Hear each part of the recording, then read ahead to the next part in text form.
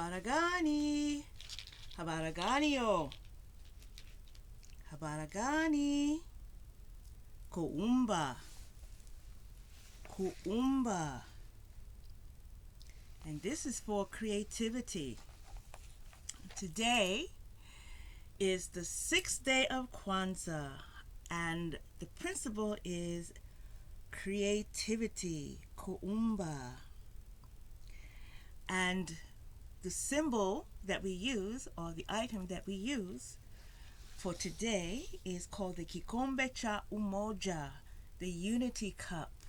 It is a cup, it's a vessel that's within the family, that's passed around, and everyone who is present takes a sip. And for those of you who may have issues with, the ooga booga and all of that, sometimes you might find places that will offer you your own small cup. But the thing is that you don't drain the cup of its contents. You leave a little bit and pour that as a libation to the ancestors, those who have come before us. Okay? And at this gathering, we have the gathering, the big feast, the Karamu feast, held on today. And actually, we're going to be doing a feast, the Taratistas and myself, later on today. And we asked the elder to offer us a blessing, something that we can take with us into the new year. Okay? So, speaking of those who have come before us, today I wanted to do something. I'm always trying to do something a little bit different, am I not? But I want to talk about some of the greats, I guess you could say, or the unknowns within the tarot, cartomancy realm. There is one person in particular that you don't hear a lot of, and maybe that's just me. Let me know if you've heard of this person or not. But in my response to, let's see, when I had shown this deck, I know, I want to say it was Renee who pointed out how excited I was to see representation in the Modern Witch Tarot. And while, yes, I do not go to a deck to look for myself, what I'm excited about is actually being acknowledged, seen. I mean, we've been part of this community for decades, and yet it seems to be a struggle for us to even get any sort of acknowledgement. So, yes, I am excited when I see us represented. But one of the things that I have learned is that I can find what I need in any deck. I can find strength and tenacity. I can see that I'm in charge of creating my own happiness. I can tap into my warrior spirit to create my world that's filled with abundance. I can also allow myself to experience clarity, bring clarity into my life. And there are times when I know that I must dig deep and ground myself so I become more purposeful and not let idle chatter eat away at my esteem and my well-being, that I must always be an advocate for truth, and yes, it will take a lot of work, and being under pressure can be problematic, but something good comes from that pressure. And yes, there could be times when I have to deal with obstacles, but I must be as quiet and as intuitive as I can be in order to progress and move forward. But sometimes my story isn't always that way. Sometimes I must be defensive and protective, because many people might have a false misconception or misperception of how I am, and they may not realize that I must do what I need to do to protect myself.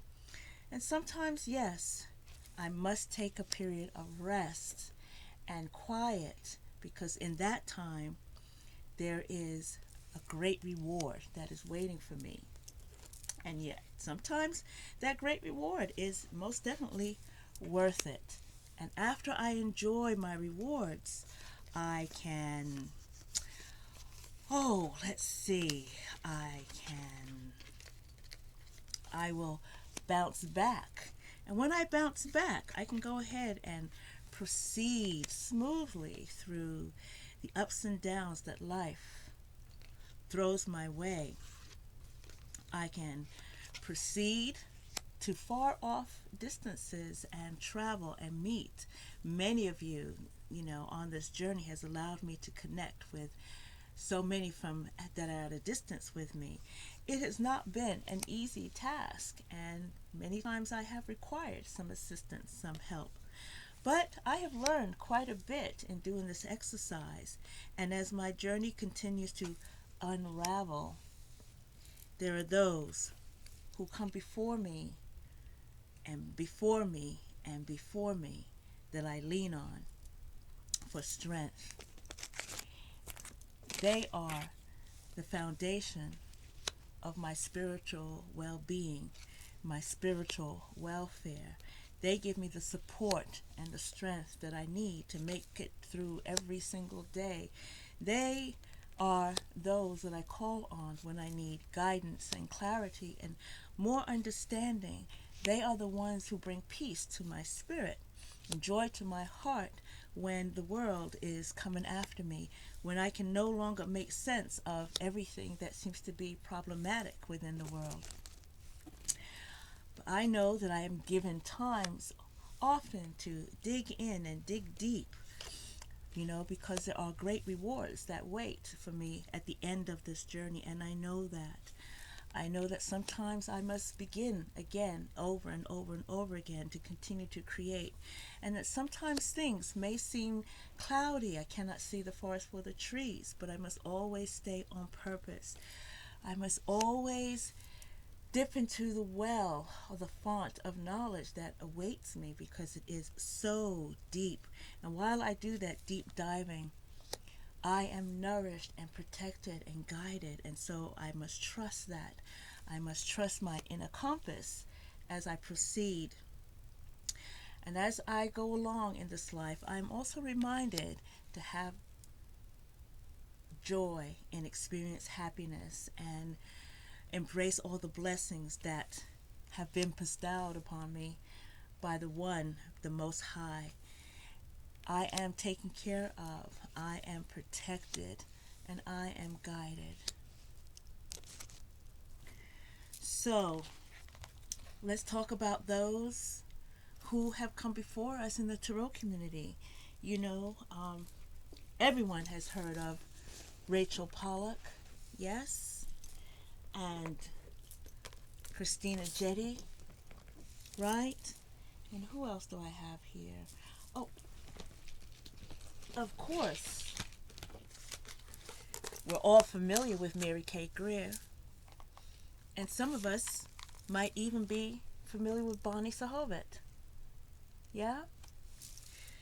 Back in the day when it was a requirement to be a reader, so to speak, one had to be certified. And I was certified by this woman, Bonnie Sahovit. You were tested, and back in the day there were people who asked if I was actually certified. I had people come to see me from what is that place in Florida? I guess it's called Psychics Row or something like that, to actually be tested, to get confirmation. And now it seems like anyone who can pick up a deck of cards becomes a reader automatically. We are all intuitive. We all have these gifts, and the tarot is a tool for everyone to use. But I am of the school that one should get some sort of training under their belt. There's nothing wrong with going back to the basics and tapping into the information that is there. There are many who have come before us who have created and made great inroads. And one of the persons that I want to introduce you to, well, I'm going to introduce you to two. This book, Tarot Coupling, was written by Gina Theis. And yesterday, you were introduced to her because she did the Tarot of the Moors. So she has written a book about relationships and how to use the Tarot to improve and work through those relationships.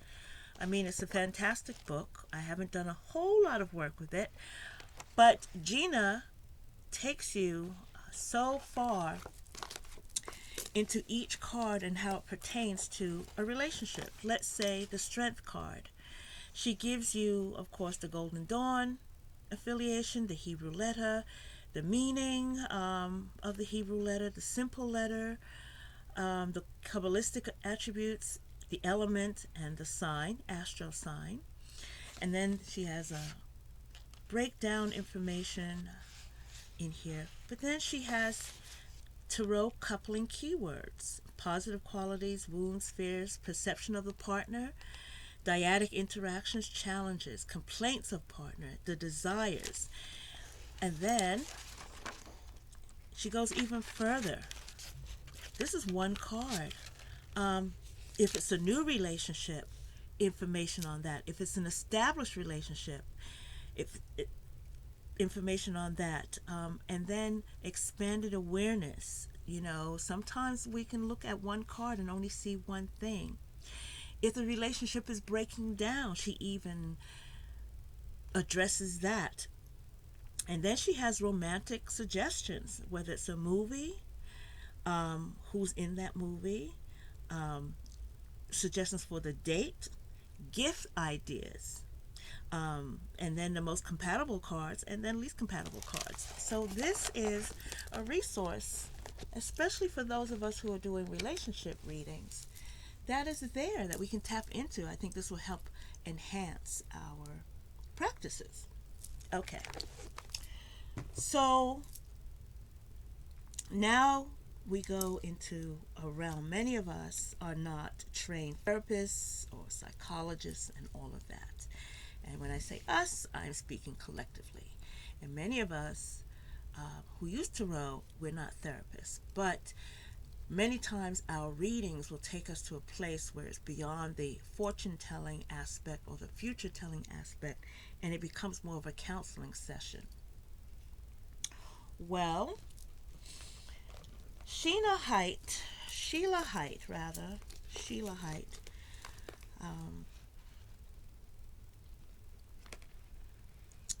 is an unsung hero in my book. Many of us are always looking for a deck that resonates with us.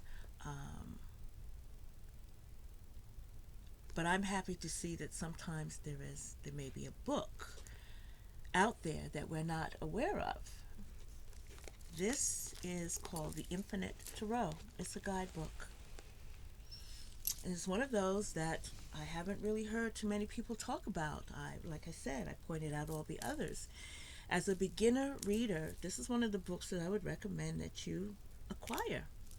Sheila goes into great depth to explain each card, how it applies, keywords, and she talks you through your beginning journey. Okay? There's more to it than just picking up a deck of cards and just putting them down. She goes through how to phrase questions during a tarot consultation. And I'll give you some examples. A client will say, "Tell me about my love life." And you, the consultant, would ask, "Are you currently involved with anyone?" And she says, "You will be surprised at the number of people who ask this question who are not involved at the time. I do face-to-face readings, and I do get this situation. If they're not involved, and ask them if their real questions are, will I be involved in a relationship? If so, when and how will it happen? If not, why and what can I do to change this?" Another question that a client might ask you is, what is my life's purpose or mission? And you, the consultant, can say everyone's life mission or purpose is to be the most positive expression of the creator they can be. Let's see how you can most beneficially contribute to your mission and have your mission beneficially contribute to you. Then ask the client what makes them happy, what makes their heart feel good, what their dreams of happiness are. A person's life mission is always directly connected to their heart, which is where the creator lives. A client may ask, should I, shouldn't I? And she addresses this as well. A client might ask you, what will happen in the future? What will happen in my life? What will happen to me or in my life during the next week, month, year?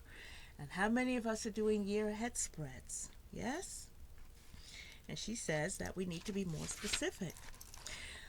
She talks about timing, and she has a few spreads in here as well.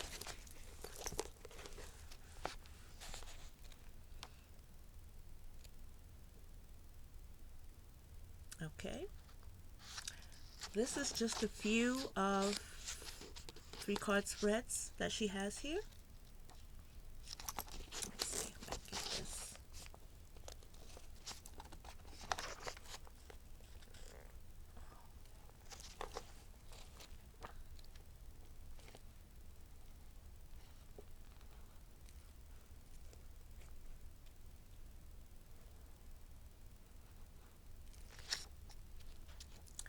So that looks like a cauldron. It's a money bag spread.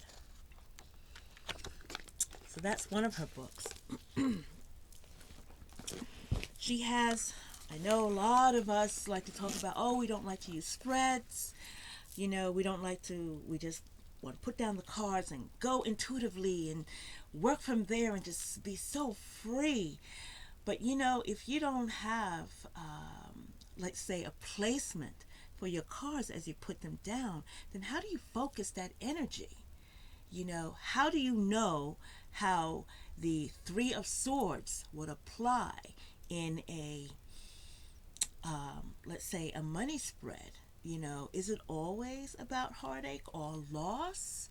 You know, is it? It's just something to think about. So Sheila has also written these 2 books. That card is Shira Marchetti's Tarot Royale deck. And here's the other one that she has. 101 Tarot Spreads. This is Volume 1, Volume 2.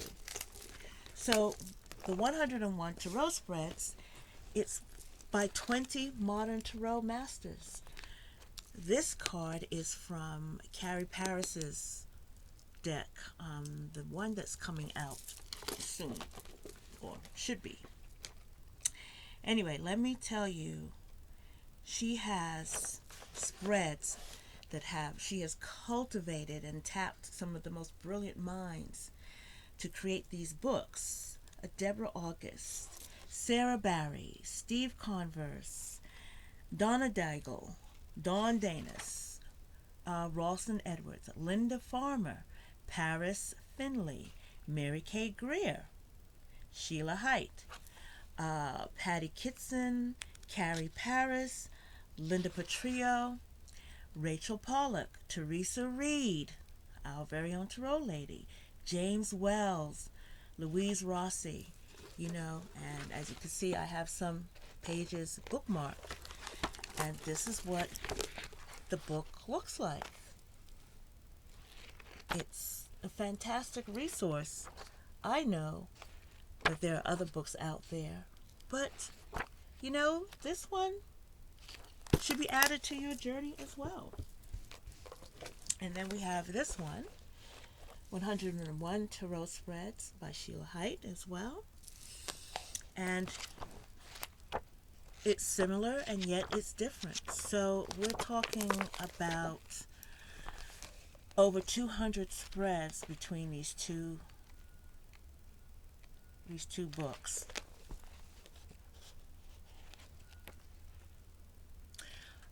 She has you here figure out your life path numbers and your your tarot path numbers and how to work with those. She has a listing of books that you should get as you proceed. Here's a listing of some of the spreads that you see in the book.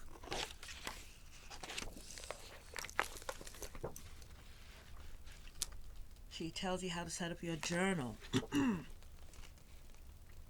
You know, here's something that how you can set up your journal if you're just to keep track of your cards.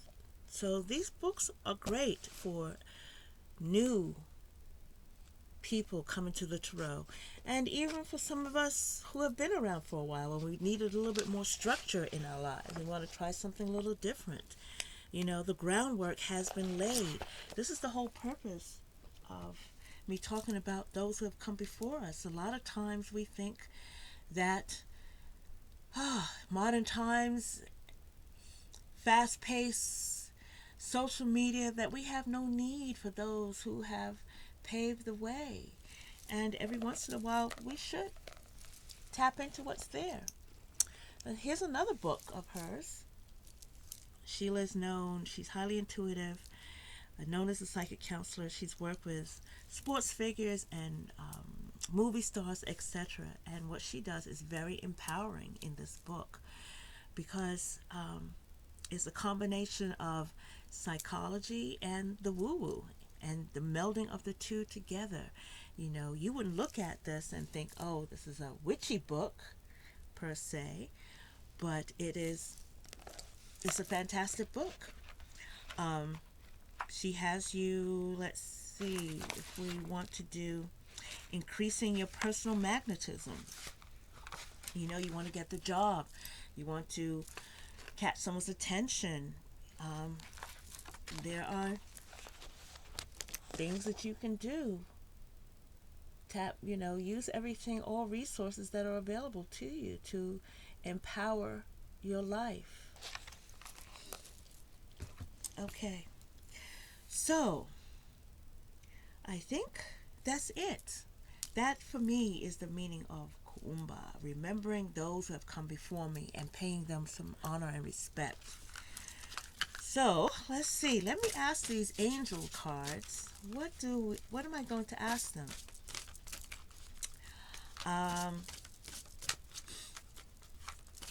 How can I continue to honor those who have come before me? Am I on the right track?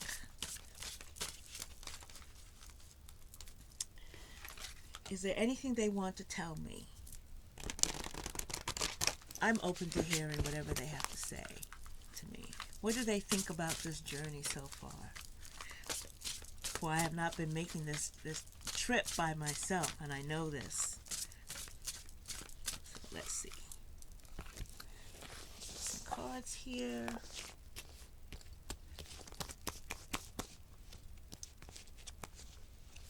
How about this one? Oh, Pathfinder. Okay. And let's see what the Pathfinder has to say, shall we? Find.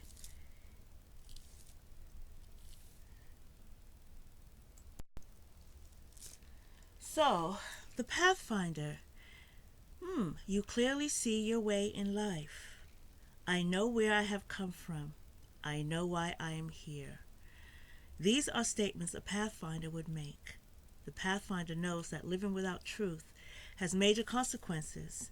As Pathfinder, you seek out truth and you help others find their path as well. When on your true path of life, you experience a sense of power and steadfastness. For each step in life leads to meaning and understanding of the cycles of life. On the waking path, you are rarely swayed by fear or negativity. You are heading straight for what you have been called to do. You are so rooted in your truth that you don't see any other way to go. People often come along with you because of your shortness. You usually go on to do great things in life, but you don't need any company for company's sake. You are just fine on the path alone, but are open to being joined if you are led by Spirit to do so.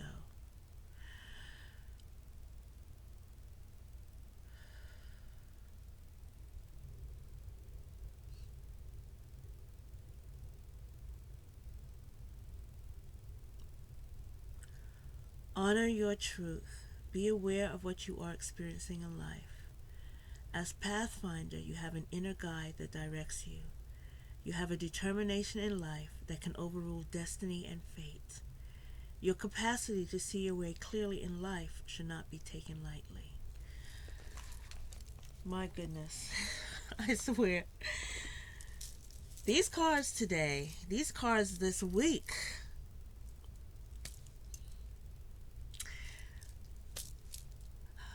mm, all I can say is thank you. I'm truly blessed for those who are stepping forth and, you know, speaking to me through the cards, giving me that support, that sureness. Anyway, before I ramble on, Habari Gani, Kuumba, creativity.